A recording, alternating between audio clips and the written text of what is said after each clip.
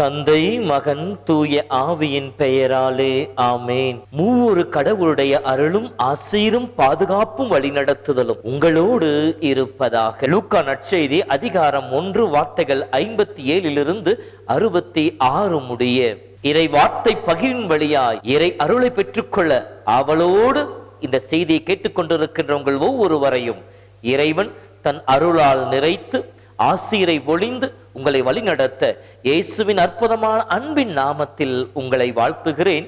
உங்களுக்காக ஜெபிக்கின்றேன். அன்பு சொந்தங்களே, ஒவ்வொரு குழந்தை பிறக்கின்ற பொழுதும் ஒரு செய்தியோடுதான் பிறக்கின்றது. கடவுள் மனிதன் மீது இன்னும் நம்பிக்கை வைத்திருக்கின்றார், அவருடைய நம்பிக்கை குறைந்து போகவில்லை என்று சொல்லி கவிஞன் சொல்லுகின்றார். ஆம் அன்பு சகோதரமே, ஒவ்வொரு பிறப்பும் இறைவனுடைய அன்பை, இறைவனுடைய ஆசீரை இந்த உலகிற்கு எடுத்து காண்பிக்க கூடியதாக அமைந்திருக்கின்றது.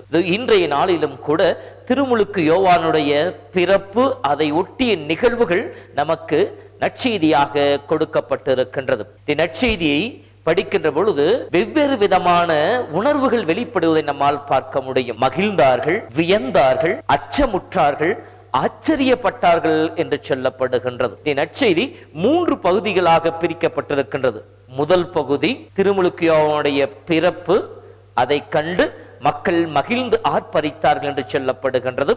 இரண்டாவதாக அவருடைய விருத்த சேதன சடங்கு, பெயர் வைக்கின்ற திருமுழுக்கு சடங்கு நடக்கின்றது. அதை சூழ்ந்து நடக்கிற நிகழ்வுகளை கண்டு மக்கள் வியந்து போனார்கள் என்று சொல்லப்படுகின்றது. பெயர் வைக்கப்பட்ட உடனேயே சக்கரியாவுடைய நா கட்டவிழ்கின்றது. அவர் இறைவனை புகழ்ந்து பாடுகின்ற பொழுது இதை கண்டு மக்கள் அச்சமுற்றார்கள் என்று சொல்லப்படுகின்றது. அங்கு நடந்த நிகழ்வுகள் அனைத்தையும் பார்த்து அந்த குழந்தை கடவுளுடைய கைவன்மையை பெற்றிருப்பதை உணர்ந்து மக்கள் ஆச்சரியப்பட்டார்கள் என்று சொல்லப்படுகின்றது. ஆம் அன்பு சகோதரமே, ஒவ்வொரு குழந்தை பிறக்கின்ற பொழுதும் இந்த குணாதிசயங்கள் மனித வாழ்க்கையிலே பிரதிபலிக்க கூடியதாக இருக்கின்றன. இந்த நற்செய்தியினுடைய முதல் பகுதி நாம் எடுக்கின்ற பொழுது திருமுழுக்கு யோவானுடைய பிறப்பு, அதனால் ஏற்பட்ட மகிழ்ச்சியின் செய்திகள் கொடுக்கப்பட்டிருக்கின்றது. திருப்பாடல் 127:3 பிள்ளைகள் கடவுள் அருளும் செல்வம், குழந்தைகள் கடவுள் கொடுக்கும் பரிசு என்று சொல்லப்படுகின்றது. 113:9 மழலையை அவர் இல்லத்திலே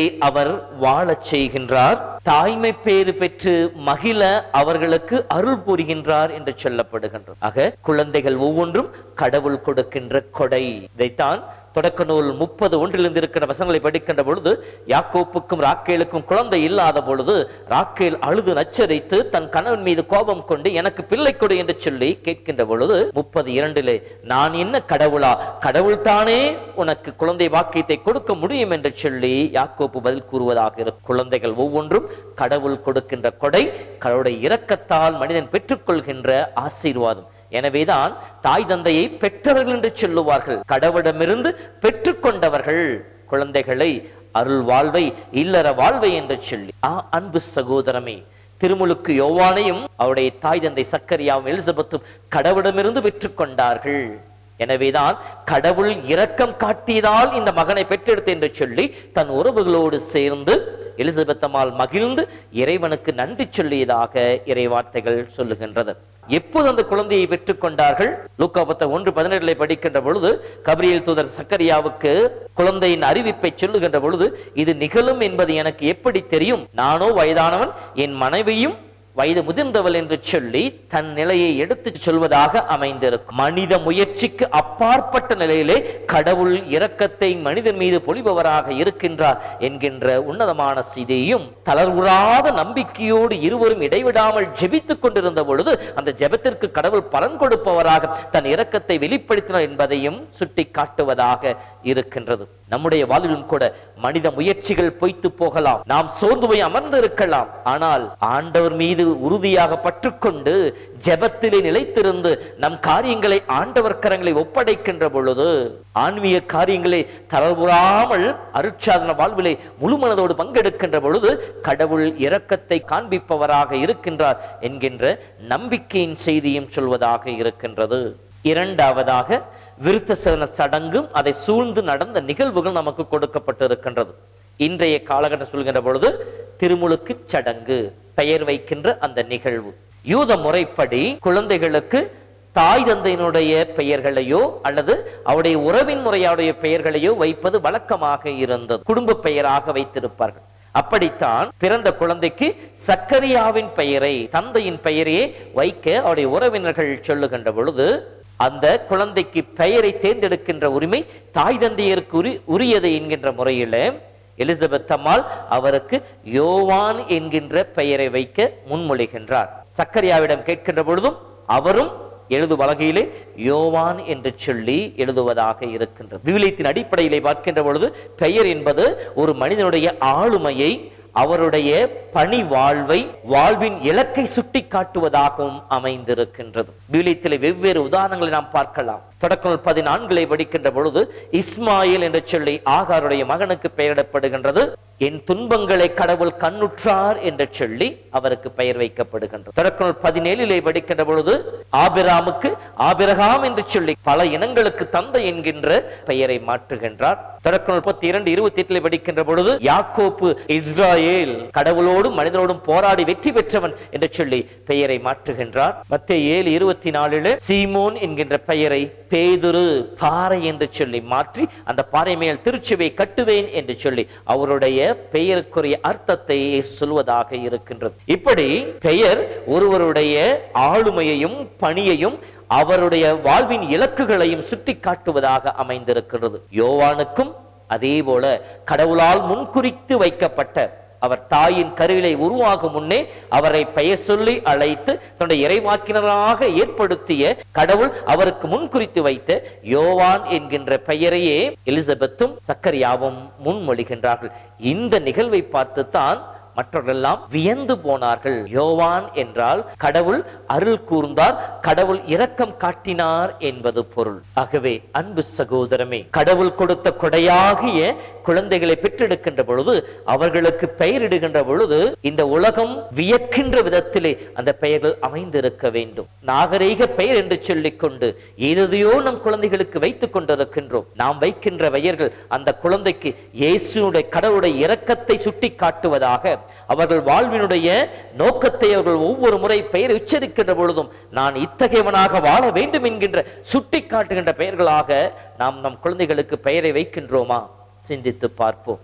இப்படி அர்த்தமுள்ள விதத்திலே நாம் திருமுழுக்கு சடங்கை கொண்டாடுகின்ற பொழுது, எப்படி திருமுழுக்கு யோவானுடைய அந்த விருது நிகழ்விலே யோவான் என்று சொல்லி அவர் தன் மகனுடைய பெயரை எழுதியுடனேயே அவருடைய வாய் திறந்தது, கட்ட விழுந்தது, அவர் கடவுளை புகழ்ந்து போற்றினாரோ, அதை போலவே ஒவ்வொரு திருமுழுக்கு சடங்கிலும் இந்த ஆசீர்வாதம் மிகுந்த இந்த கழுவுதல், உடைதல் நடந்து கொண்டுதான் இருக்கின்றது. குழந்தைக்கு கடவுளுடைய அருளை பெற்றுக் கொடுக்கக்கூடிய, கடவுளுடைய பணியை நிர்ணயிக்கக்கூடிய பெயரை வைக்கின்ற பொழுது நம் வாழ்விலும் ஜென்ம பாவத்திலும் நாம் குழந்தை கழுவி தூய்மையாக்கப்படுகின்றது. அந்த குழந்தையின் வழியாக அந்த குடும்பம் முழுவதுமாக ஆசீரை பெற்றுக் கொள்கின்றது.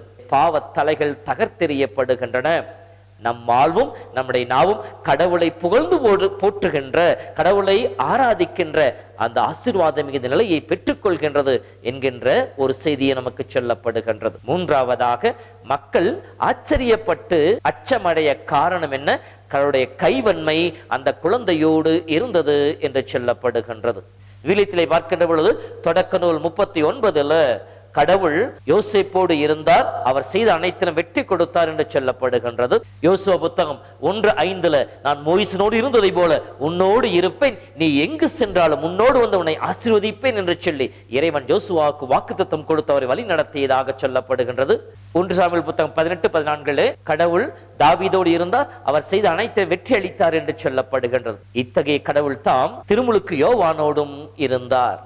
திருமுழுக்கு யோவான் தன்னிலே இருக்கின்ற இறை வல்லமை உணர்ந்ததினால் தான் அவர் பிறப்பதற்கு முன்னாலேயே மகிழ்ச்சியின் வழியாக அவருக்கு அவருடைய தாய் எலிசபெத் அம்மாருக்கு இயேசுவின் வருகையை சுட்டி காட்டினார். அதே போல பிறந்த பிற்பாடு அவருடைய திருமுழுக்கின் பொழுது, அந்த விருத்த சடங்கின் பொழுது தந்தையினுடைய நாவு கட்டவிழவும் இறைவனை புகழவும் செய்வதன் வழியாக இயேசுவின் வல்லமையை எடுத்து இயம்பினார்.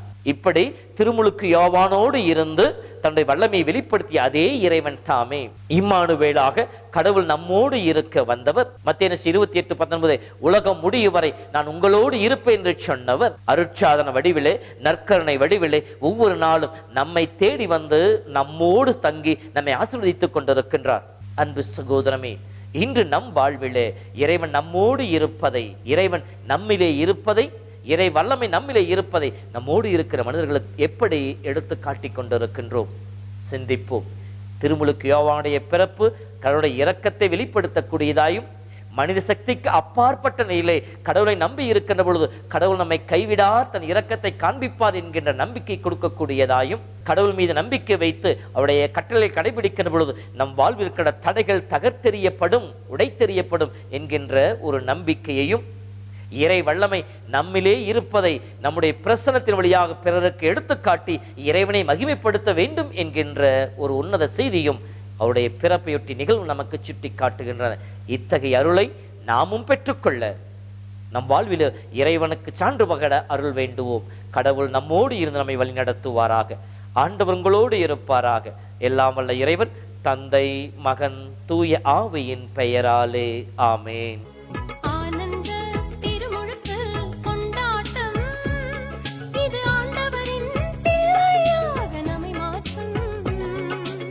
இதோ என் அன்பு மகள்,